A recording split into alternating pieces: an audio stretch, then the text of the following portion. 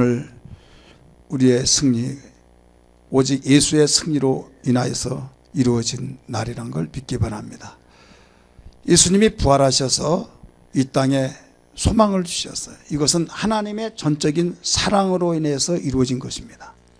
내가 믿는 예수, 하나님의 사랑으로 이 땅에 오셔서 하나님의 사랑을 완성해 주신 그 완성이 십자가에 못 박혀 죽으시고 부활하셔서 모든 인류에게 소망을 주신 귀한 예수로서의 예수 그리스도는 소망의 주가 되십니다. 할렐루야. 이 소망이라고 하는 이 말은 나에게는 기쁘고 설레이고 나는 살맛이 난다 라고 하는 사람에게는 별 의미가 없는 것 같이 느껴져요. 이 말은 무슨 말인가 하면 내가 행복하고 내가 건강하고 내가 어떤 가운데서도 나는 그 행복하다고 느껴진 사람에게는 그에게는 건강을 이야기하더라도 어떤 의미가 별로 없는 것 같아요. 이론은 인정을 하는데 마음속에 파고들어오질 않는다 이거죠. 소망에 대해서도 마찬가지예요. 내가 절망하면서 살고 죽고 싶은데 나에게 힘이 생겼다. 나에게 한 가닥의 희망의 빛이 나에게 보여진다 라고 하면 그에게는 소망이 얼마나 중요하다는 걸 알 수가 있어요. 근데 내 속에서 나는 소망을 가지고 산다라고 하고 나는 소망도 때로는 갖춰진 거 다 갖춰있기 때문에 이대로 봐 좋다라고 한 사람에게는 소망이 별 의미가 없겠죠. 그러나 분명히 알아야만 됩니다. 어떤 사람은 있는 것 같은데 없고 어떤 사람은 없는 것 같은데 또 다 있는 사람 같이 사용하기도 하고 바울이 그런 고백을 했어요.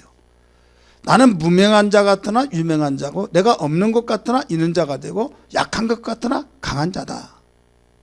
여러분 세상에서 볼 때도 마찬가지예요.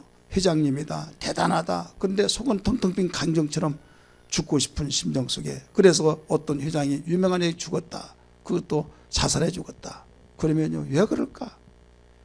얼마나 고통스러웠으면 그럴까? 빛 좋은 먼 살구라는 말이 있죠. 정말로 빛 좋은 그 살구가 너무 때깔이 좋아요. 그런데 먹어보면 쉬어서 못 먹어요. 그럴 때 우리가 너무 사람이 인지도가 있고 참 대단하다고 하면서 부러움의 대상이 속을 내려놓고 보면요 야 정말 복이 오고 다르네 하면서 나는 거기에 비하면 행복하다라고 느껴진다 이거죠.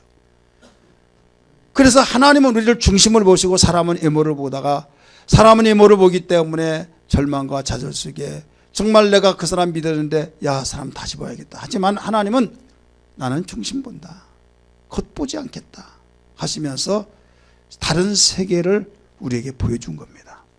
우리는 세상에서 나와서 세상에 우리의 고향처럼 느껴지기 때문에 세상의 모든 것을 기르며 삽니다. 팔은 안으로 굽는단 말이 있듯이 육체가 땅에서 나왔어요. 흙에서 나왔어요.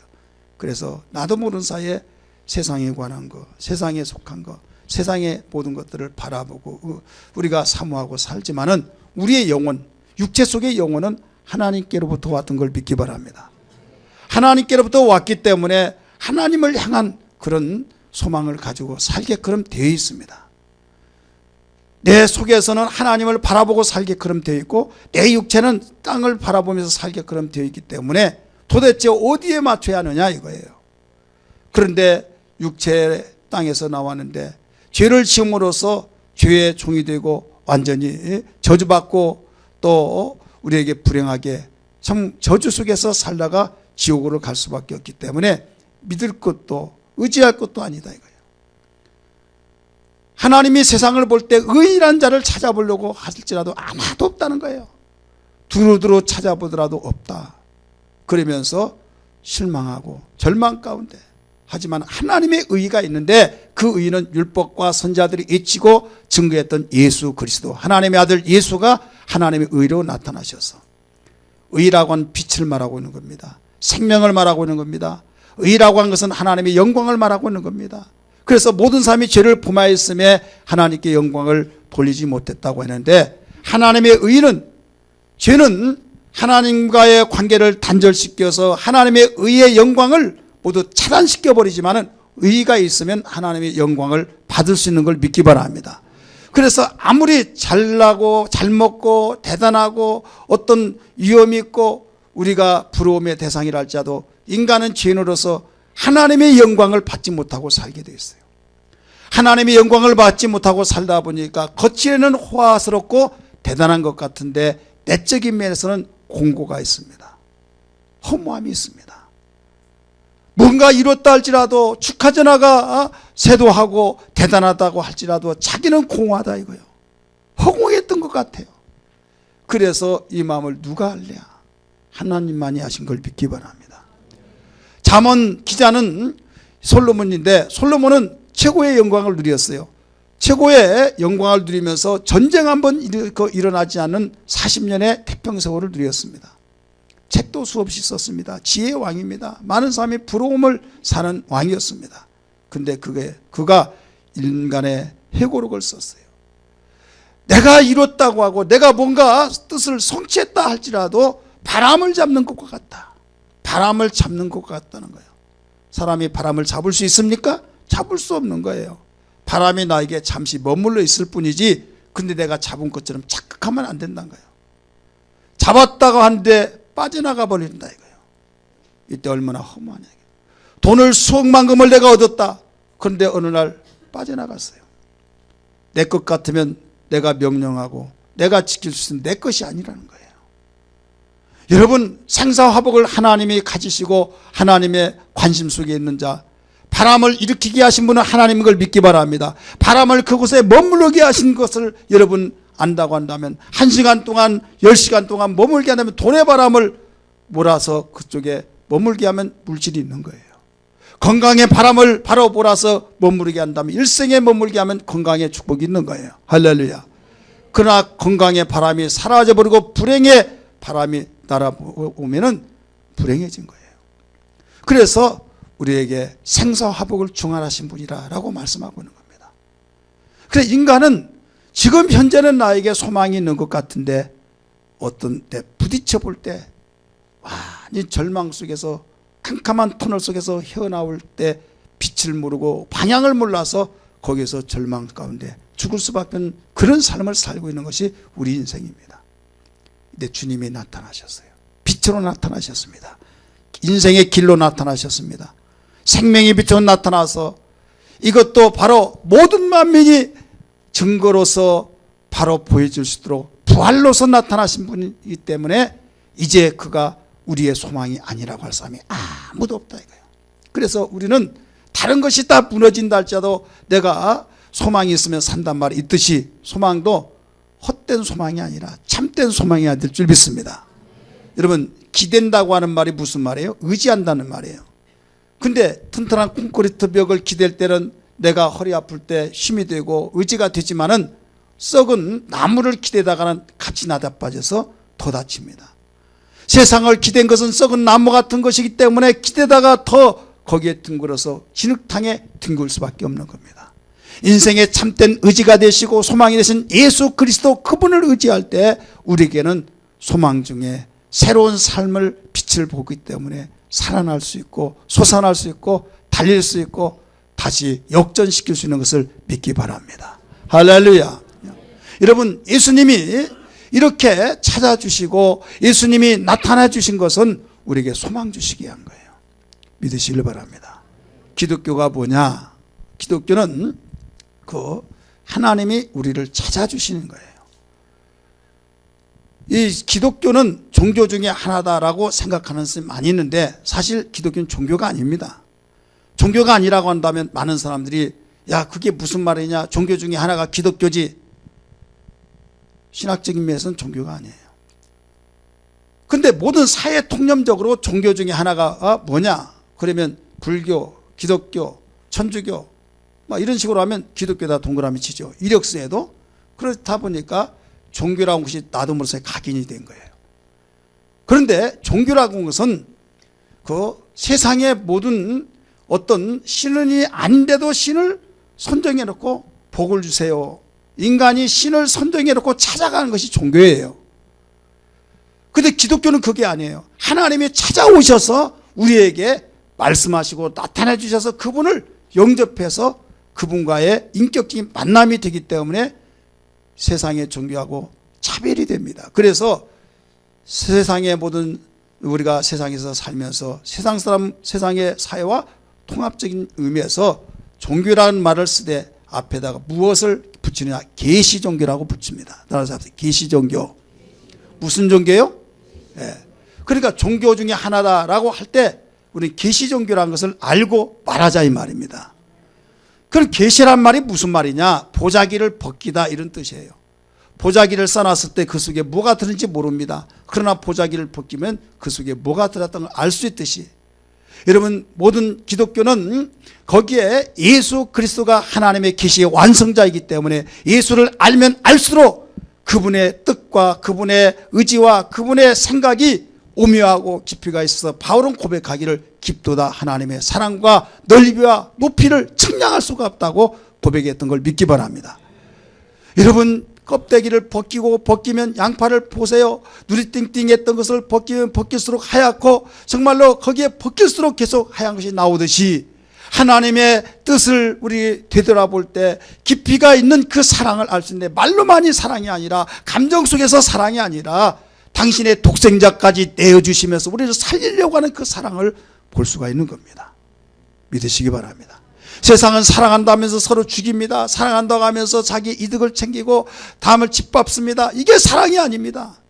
사랑은 나를 희생시키면서까지 내어주는 겁니다. 하나님이 당신의 독생자를 내어주시면서까지 화목제물로 주셔서 우리를 살리려고 하는 그 사랑, 이게 바로 사랑인데 어떤 세상의 사랑이 이 사랑을 따라올 수 있습니까? 아무것도 없어요. 하나님의 사랑은 그래서 모방할 수 없는 사랑입니다. 그 사랑을 우리가 받을 때 우리는 온전한 사랑을 받는 자에게는 내가 손해를 봤으면 손해를 봤지 다른 사람을 이용하지 않습니다. 내가 순교를 당했으면 당했지 다른 사람을 죽이지 않습니다. 그런데 종교라고 하는 어떤 울타리 속에서 자기의 종교의 울타리에서 벗어나면 죽이고 안매장시키고 여러분 그러면서 종교하는데 기독교하고 같이 맞물려서 똑같이 보는데 아닙니다. 믿으시기를 바랍니다. 우리 주님이 바로 이렇게 찾아주신 것은 하나님이 찾아주셨다 이거예요.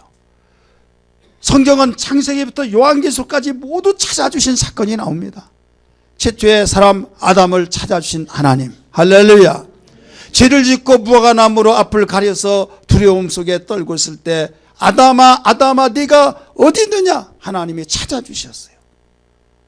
노아를 통해서도 하나님께서 찾아주셨습니다. 죄를 짓는 것을 보고 하나님이 한탄하셔서 내가 물로 쓸어버리겠다고 말씀하신 하나님이 노아를 찾아주셔서 방주를 만들라라고 말씀하셨어요. 아브람을 찾아주셔서 바로 네 친척 본토 아비집을 떠나서 내가 지시할 땅으로 가라 말씀하셨어요. 내가 너로 큰 민족을 이루고 너에게 복을 주겠다라고 말씀하셨어요. 이와 같이 모든 성경은 찾아주셨습니다. 더 나가서 신약에 와서 여러분 누구를 찾아줬습니까? 많은 성도를 찾아줬지만 대표적으로 말한다면 사울이라는 청년을 찾아줬어요. 살인자요, 예수님이 부활하셨다고 하면서 부활을 증거해서 생명을 주고 아름다운 복음의 역사를 증거하는 사람을 다 잡아다가 감옥에 가두고 매로 치고 아주 악질문자라고 하는 사울, 그 사울을 찾아주셨습니다. 찾아주셔서 하나 주님이 나타나신 가운데 사울아 사울아 부르십니다. 주여 누구십니까? 나는 네가 비판하는 예수다 라고 했을 때 찾아주신 그분을 영접하고 맞이했을 때 그가 변화되어진 역사가 있는 걸 믿기 바랍니다. 할렐루야. 모세가 바로 사람을 죽이고 왕궁에서 떠나서 미디안 광야에서 양을 치다가 여러분 하나님이 찾아주셔서 소명을 받고 이스라엘 백성을 인도해냈던 것을 알고 있지 않습니까? 한마디로 말해서 여러분 성경은 모두 하나님이 우리를 찾아주신 사건이 나오고 있고 앞으로 다시 오실 예수님도 우리를 찾아주신다는 걸 믿기 바랍니다. 이 자리에 참석하는 성도 여러분들이요, 누가 나를 찾아오느냐에 따라서 인생이 바뀌어집니다. 나를 이용하고 나를 해치고 나를 이용해서 자기의 이득을 챙기고 자기의 목적을 이루려고 목적 수단을 사용하려고 찾아온다면 그 자는 여러분 찾아오면 나에게 불행해요. 나를 위해서 나에게 유익을 주기 위해서 나를 돌보기 위해서 나에게 소망 주고 나에게 절망에서 일으켜 주시기 위해서 찾아주신다고 한다면 그분은 나에게 일생에 잊지 못할 복이란 걸 믿기 바랍니다. 마귀가 인간에게 찾아오는 것은 뭐예요? 예수님이 설명해 주셨습니다. 요한복음 10장 10절에서 마귀가 온 것은 도적이 온 것은 도둑질하고 죽이고 멸망시키는 것뿐이요 내가 온 것은 양으로 생명을 얻게 하고 더 풍성히 얻게 하기 위해서 왔다라고 말씀했어요. 마귀가 우리 가정을 찾아오느냐, 마귀가 나를 향해서 찾아오느냐, 그래 죽이려고 찾아온 거예요. 도둑질하고 찾아오려고 하는 거예요. 멸망시키려고 찾아오는 겁니다. 여러분, 가룟 유다가 예수님의 제자였잖아요. 재정을 맡는 회계를 맡았습니다. 그러면 어느 정도 신뢰가 있다는 거죠. 그런데 마귀가 찾아오니까 벌써 뒤바뀌어져 버리면서 예수를 팔려고 작전 계획을 세웠지 않습니까? 우리는 이 자리에 분명히 알아야 말입니다. 누가 찾아오느냐?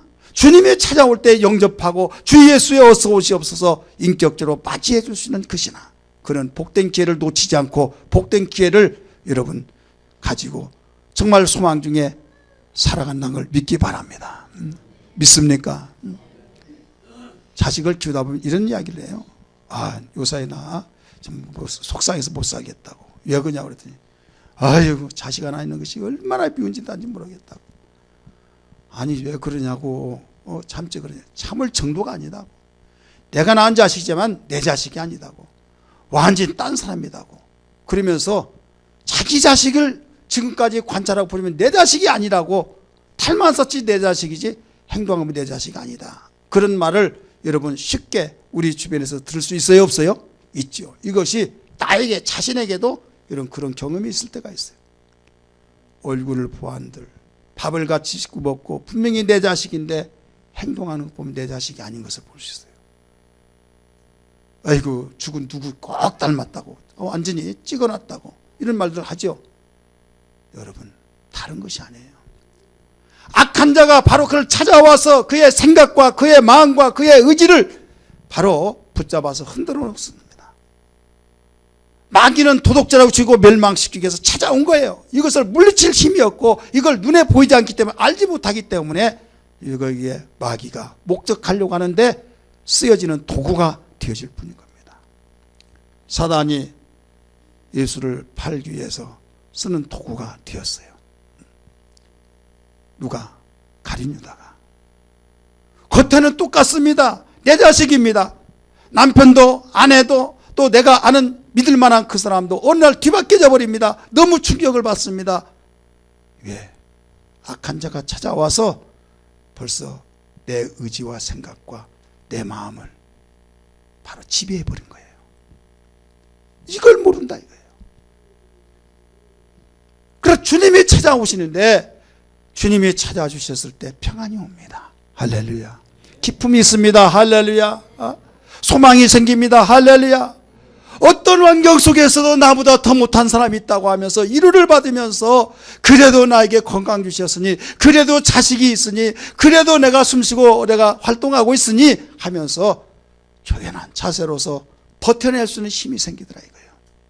어떻게 사냐고 그렇게 어떻게 살고 있느냐고 참 용하다고 신기하다고 이렇게 말하면서 있지만은 그는 주는 자와 받는 자만이 하는 것처럼 주님이 찾아주신 거예요.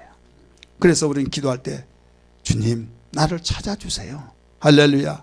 성령의 내 속에서 역사하시고 찾아주셔서 나를 향해서 일하여 주옵소서. 우리 가정을 향해서 일하여 주옵소서. 내 생애를 향해서 일하여 주시옵소서. 나의 오늘 하루하루를 향해서 주님이 개입해 주시옵소서. 우리는 사모하면서 기도해야 될 줄 믿습니다. 오늘 본문 말씀에서는 어떤 사건이 나옵니까? 부활 후에 8해를 지나서 제자들에게 나타나신 거예요.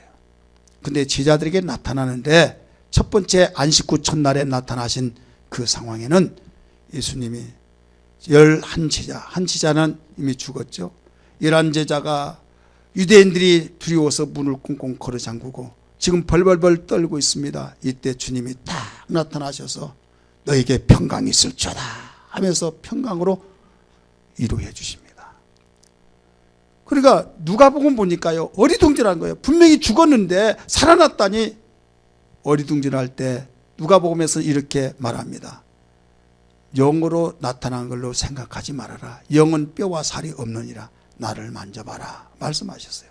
그 말씀을 보충해서 볼 때 주님이 그걸 의문 삼았다는 것을 아시고 나는 영이 아니다. 뼈와 살이 있다. 한번 봐라. 만져보라. 요한복음 그렇게 가르쳐주고 있잖아요. 첫 번째 나타나셨을 때 그를 보고 기뻐했다고 했어요. 20절에 요한복음 20장 20절에 따라서 기뻐하였다. 그래서 그게 이제 정말 우리가 잘못 생각하고 이상한 우리 정신력으로 잘못 봐서 그런 것이 아니구나. 얼마나 기뻤는지 몰라요. 그런데 그 자리에 도마가 없었습니다. 어디를 가는지, 화장실을 가는지, 누구를 만나러 가는지 도대체 알 수는 없지만은 어쨌든 그 자리에 없었어요. 도마가 왔습니다. 도마씨, 선생님이 살아나셨어? 선생님이 다녀가셨어? 그러니까 무슨 말을 한 거냐고. 누구 놀리고 있냐고. 그러니까 아니야, 정말이야, 정말이야. 이구동성으로 10명이 똑같이 이야기를 합니다. 나를 골탕 먹이고 나를 그 이상한 사람 만들려고 입을 맞췄는데 나는 절대 안 속는다. 그분이 나타났을 때 내가 손가락으로 우리 선생님 못자국을 다 손 만져보고 손을 넣어보고 창자국을 바로 내가 만져서 손을 바로 집어넣어보고 있다. 그렇지 않고는 절대 믿지 못하겠다. 25절에서 가르쳐주고 있잖아요. 그러고 난 뒤에 바로 여드레를 지난 후에 제자들에게 나타난 거예요. 이때는 도마도 있었더라 라고 말씀했습니다. 26절의 말씀이니까 따라서 도마도 있었더라. 이때 예수님이 평강이 너에게 있을지어다 말씀하십니다. 그 말씀을 하시고 난 뒤에 다른 제자들에게는 오늘 본문 속에서 언급하지 않습니다. 도마에게 딱 시선을 주면서 도마야, 너는 네 손가락을 이리 대며 내 손을 보고 집어넣어봐라. 내 옆구리에 한번 집어넣고 보라. 그래서 네가 믿음 없는 자가 되지 말고 믿는 자가 되라. 이렇게 가르쳐 준 거예요. 자, 예수님이 오시지 않았을 때, 예수님 다녀갔다고 말은 듣지만 보지 못했을 때 다른 지자들이 자기에게 예수님이 나타나서 가셨다고 하시면서 말할 때 자기가 했던 말이거든요. 너무나도 깜짝 놀랐어요. 그러면서 야, 정말 살아나셨구나. 그걸 알게 된 겁니다. 예, 선생님, 제가 그 말 했습니다. 한번 확인해 보겠습니다 하면서 확인했나요? 아닙니다. 28절에 곧바로 무릎을 꿇게 됩니다. 주님은 나의 주님이시오 나의 하나님이십니다. 할렐루야. 주님은 나의 주님이 나의 하나님이라고 고백을 합니다. 주님은 29절에 하신 말씀이 네가 보고만 믿으려고 하지 말고 보지 않고 믿는 자가 되어야 할 텐데 하면서 보지 않고 믿는 자가 복이 있다라고 말씀하십니다. 오늘 여기에 우리는 본문을 삼고 지금 말씀을 듣고 있습니다. 다시 찾아주신 주님, 안식 후 첫날에 찾아주시더니 여드레 만에 다시 또 찾아주신 주님, 왜 찾아주셨나요? 여러분, 결론적으로 본다면 위로와 축복을 주시기 위해서, 격려해 주시기 위해서, 그에게 모든 것을 부족한 걸 채워주기 위해서 찾아주신 거예요. 왜? 주님이 오신 것은 생명을 얻게 하고 더 풍성케 하기 위해서 오셨기 때문에. 딱 한 분이 눈을 감고 설교를 잘 들으신 분이네요. 자, 우리는 정말로 우리의 신앙 가운데서 주님이 왜 제자들에게 찾아주셨을까? 그 이유, 첫째로 공동체를 강화시키기 위한 거예요. 따라서 공동체를 강화시키기 위해서. 우리는 혼자 살지 않습니다. 개인이 사는 것이 아니라 성장하면 결혼을 해서 가족이 따로 분가해서 가족의 공동체가 시작되죠. 결혼하기 시작하는 가정 부모 밑에서 함께 공동체로 살게 돼요. 하나님이 아담을 만들고 잠자는 걸 보시고 독차한 것이 참 안타깝게 여기셔서 갈비뼈를 빼서 여자를 만들고 가정을 창설하셔서 공동체로 살게 하셨어요. 믿으시길 바랍니다. 대부분 사람들이 같이 살면 걸리석거리고 타치받고 또 내가 혼자 살 때는 평안했는데 이거 하라 저거 하라 콩 나라 팥 나오라 아 이거 귀찮아 하면서 오늘날 독신주의자들이 생겨나서 이제 이게 물결을 치더니 독신주의자들이 바로 이제 흐름이 거기에 옹호한 자들이 많이 생겼어요. 정신 차려야만 됩니다. 정신 차려요. 하나님은 전지한 걸 믿습니까? 예수 믿는 사람은 알아야 할 것이 있어요. 말 들으면 이런 것 같고 저 말 들으면 저런 것 같고 도대체 어느 것이 맞냐라고 할 때 세상이 그러니 별 수 없지라고 생각하면 여러분 큰 후회, 돌이킬 수 없는 후회를 받아요. 하나님이 첫 번째 다시기 때문에 남자와 여자를 함께 만들 수도 있지만 왜 아담을 만들고 다음에 여자를 만들나요? 독차하는 거, 독신주의는 절대 안 된다. 이것을 보여주기 위한 겁니다. 아멘 한 사람 하나도 없네요. 여기 이상한 사람들은 모인 거예요. 독신주의에 빠져들려고 하는 위험성 있는 사람들. 예, 혼자 하나님이 다 하시잖아요. 전지하셔서 처음에 한꺼번에 만들도 되잖아요. 근데 왜 아담 만들고 나중에 그 여자 만들었나요? 왜 만들었어요? 해답 몰랐죠? 오늘 안 오신 분은 이거 몰라요. 오늘 안 오신 분은 길이길이 간직하시고 그 나중에 안 오신 분들에게 물어보세요. 이거 귀한 거다고? 여러분 이 해답을 한번 다른 사람한테 물어보세요. 누가 가르쳐 주나? 이 자리에 오신 분만 듣게 되는 거죠. 이쪽이만 아멘하 여기는 인색하시네. 돈도 안 들어가는데. 독신주의자들이 앞으로 생겨난 것을 미리 아시고 이걸 예방하신 거예요. 독신주의자들이 지금 물결치고 있어요. 그런데 언젠가 피눈물을 흘릴 때가 있어요. 지금 나는 돈이 있고 나는 힘이 있고 옛날이야 힘이 없으니까 같이 살았지만 저한테도 그런 사람이 있어요. 여러분 그 노래책 간증과 함께 그 자작곡 노래 있잖아요. 그 표지를 이대 총학생회장에 있던 그 화가가 그려준 겁니다. 그 결혼을 안 해요. 안 하냐고 그랬더니 목사님 옛날에는 했지. 옛날에는 힘이 없는 사람이 그 결혼을 못했지만 지금은 힘 있는 사람이 결혼을 안 한다고 하면서 그 자기는 얼마든지 살아갈 수 있기 때문에 안 한다는 거예요. 그러더니 지금은 했어요. 그래서 아기를 왜 안 낳냐고 그랬더니 목사님 왜 내 나이가 몇인데요? 40이 넘어서 결혼하니 무슨 아기냐 이거죠. 여러분 우리는 알아야 할 것이 뭐냐면 하나님이 전지하셔서 그걸 아시기 때문에 독차한 것은 좋지 않다 하면서 했는데도 불구하고 인간의 흐름에 말려서 독신주의가 생긴 거. 독신주의뿐만 아니라 하나님이 아니라고 한 것을 다 거슬려 나간 자들이 있어요. 동성연애자들. 성경이 이미 가르쳐 주잖아요. 그 동성연애가 벌써 이 판을 치면요. 이건 그 지역은 멸망합니다. 소돔과 고모라 땅이 그랬잖아요. 바로 그 족속은 완전히 끝이 난 겁니다. 세계가 이렇게 물결치면 세계가 완전히 끝이 난다는 것을 징조를 보여주고 있는 거예요. 사랑하는 성도들이요. 공동체는 아름다운 거예요.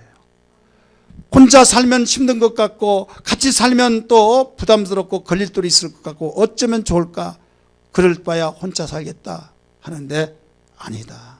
하나님이 다 알아서 공동체 생활하라고 부부를 맺혀주시고 가정을 세워주셨고 이렇게 하는데 서로 마음이 맞지 않은 건 마음을 맞춰가며 살아라 이거예요. 가정의 공동체, 여러분 동창의 공동체, 또 여러분들이 어떤 마음에 어떤 뜻이 맞는 사람들끼리 그 공동체, 교회도 공동체 중에 하나예요. 따라서 교회도 공동체다.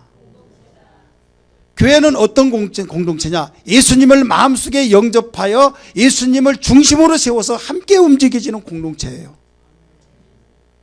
땅에 속하지 않냐고 하나님께로 속한 공동체입니다. 하나님께서 지원하시는 공동체입니다.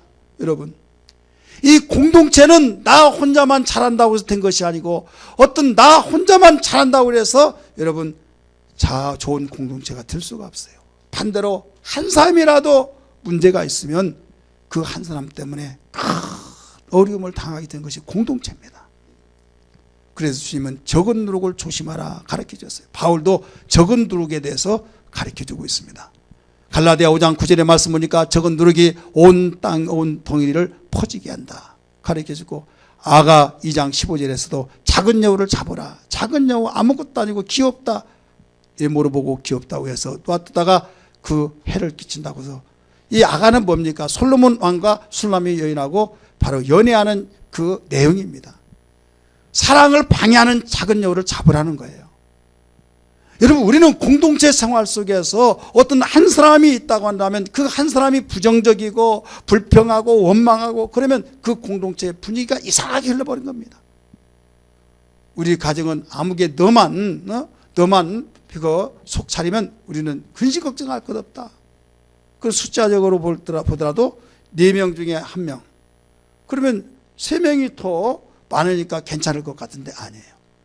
예수님의 11명의 제자 가운데 10명은 다 예수님 봤다고 기뻐했는데 1명의 도마는 너무나도 나를 놀리냐, 나를 왕따시키려고 하느냐, 나는 손가락을 넣어보고 확인하지 않고는 믿지 않겠다라고 했어요. 그러면 1명은 묻혀가니까 괜찮을 걸로 생각하지만은 주님은 그 하나를 문제가 크게 일어나는 걸 아시고 믿음이 없는 것을 보시고 탄식하시면서 찾아주신 거예요.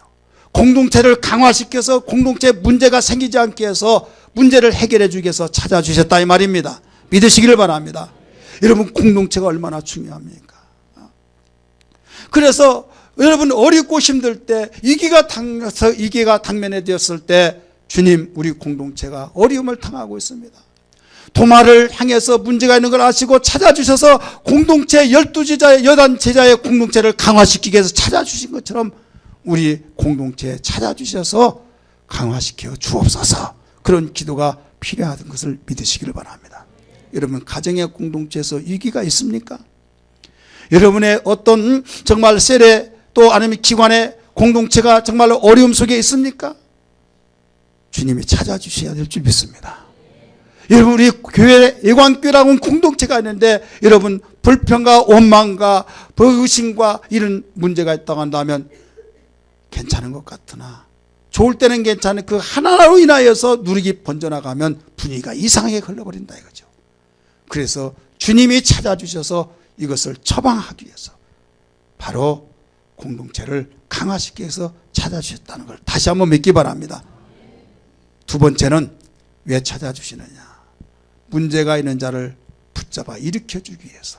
따라서 합시다. 문제 있는 자를 붙잡아 일으켜주기 위해서.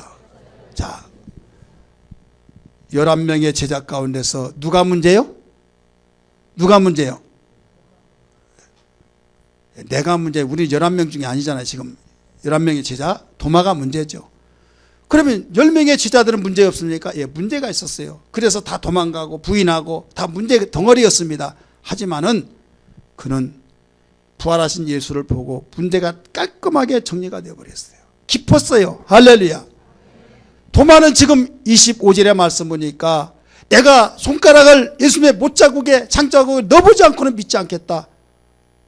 분명하게 10명을 제압하면서 절대로는 믿지 않겠다고 하면서 굉장히 큰 문제라면 크고 아니라면 아닐 수도 있지만은 어쩐 그 공동체 가운데서 계속 그런다면 하나가 되지 않으면 얼마나 큰 문제가 되겠습니까? 이때 주님은 그를 버린 것이 아니라 문제덩어리인 그 도마에게 바로 찾아주셔서 일으켜 주시려고 손잡아 일으켜 주셔서 공동체 강화하는데 장본인을 처방해 주기 위해서 나타나셨다. 다시 찾아주셨다는 것을 다시 한번 믿기 바랍니다. 사랑하는 성도들이요, 우리는 힘들고 지치고 절망스러울 때 있죠. 주님이 찾아주셔서 다 우리를 해결해 주시기 위해서 찾아주신 목적을 알고 기도해야 될 줄 믿습니다. 얼마나 얄미웠습니까? 얼마나 인간적으로 볼 때는 얄미웠냐 이거요. 그것을 믿지 못하고 봤던 자들을 말을 믿지 못한 거 얼마나 속상합니까? 그래도 주님은 사랑으로 찾아주신 거예요. 찾아주셔서 자기가 했던 말을 그대로 주님이 일러주잖아요. 도마야, 너 내 못자국과 장자국을 만져봐라. 손을 집어넣어서 확인해봐라. 그러면서 보고만 믿는 자가 되지 말고 보지 않고 믿는 자가 좀 되어봐라 말씀했을 때 그는 성경에 엉엉 울었단 말은 나오지 않았지만 얼마나 죄송하고 얼마나 정말로 고개를 들지 못할 그런 상황에 놓여 있지 않습니까? 그래서 곧바로 확인도 하지 아니하고 주는 나의 주님이시오 나의 하나님이라고 고백했던 그 자체를 비춰보더라도 여러분, 어떤 상황이라는 걸 우리는 스크린이 지나가야만 합니다. 여기에서 얼마나 정말로 예수님이 다정다감하게 찾아주셔서 이놈, 좀 세속적인 말로 말해 싸가지가 없는 놈마 이렇게 말하지 않고 다 안아주면서 붙잡아 이렇게 줬다. 사랑합니다 나의 하나님, 사랑합니다 주만이요, 사랑합니다 나의 예수님, 사랑합니다 이것뿐이요. 사랑한다더라 내가 너를 잘 아노라, 사랑한다 내 딸아 내게 축복 더하노라. 아멘. 세 번째는 왜 지자들에게 찾아주셨나요? 문제가 없는 자에게 예방해 주시기 위하여. 따라합시다. 문제가 없는 자에게는 예방해 주시기 위하여. 자, 제자들이 다 문제 덩어리였죠. 근데 오늘 본문 사건 속에서 문제가 없는 자들은 어떤 자냐. 29절의 말씀 보니까 문제 없는 자들은 믿음이 있는 자들이에요. 보지 않고 믿는 자들. 이 사람들이 본문 사건 속에서 문제가 없는 자들입니다. 29절 같이 한번 읽을까요? 29절 시작. 예수께서 이르시되 너는 나를 본고로 믿느냐? 보지 못하고 믿는 자들은 복되도다 하시니라. 자, 믿는 자들은 복수를 썼죠. 믿는 자들은 복되도다. 지금 부활을 소식을 전해준 자의 말을 믿지 못한 그건 문제다 이거예요. 그러나 부활 소식을 전해준 자들을 듣고 부활의 사건을 믿는 자들은 복이 있다. 그들은 문제가 있다 없다? 없다 이거예요. 없지만은 바로 너희들도 언젠가는 또 이 사건 말고 다른 사건 속에서 문제를 일으킬 수가 있다 이거예요. 그래 예방을 하라. 도마도 그렇게 잘 믿고 도마도 그렇게 신실했지만은 이런 상황에서는 문제를 일으킨 자 되었듯이 너희는 지금 문제가 없다고 하지만은 이후에 어떤 문제를 통해서 공동체를 힘들게 할 수가 있지 않느냐. 그러니 예방하라 이거예요. 깨달아지면 아멘 하시길 바랍니다.